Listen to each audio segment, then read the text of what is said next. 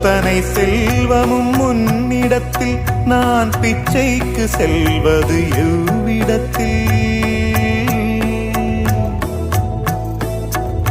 அத்தனை செல்வமும் முன்னிடத்தில் நான் பிச்சைக்கு செல்வது எவ்விடத்தில்? வெறும் பாத்திரம் உள்ளது என்னிடத்தில், அதன் சூத்திரமோ அது உன்னிடத்தில். ஒரு முறையா இருமுறையா பலமுறை பல பிறப்பெடுக்க வைத்தாய்.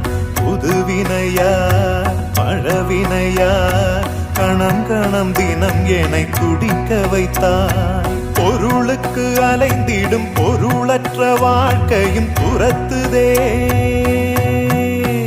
உன் அருள் அருள் அருள் என்று அலைகின்ற மனம் இன்று பிதற்றுதே.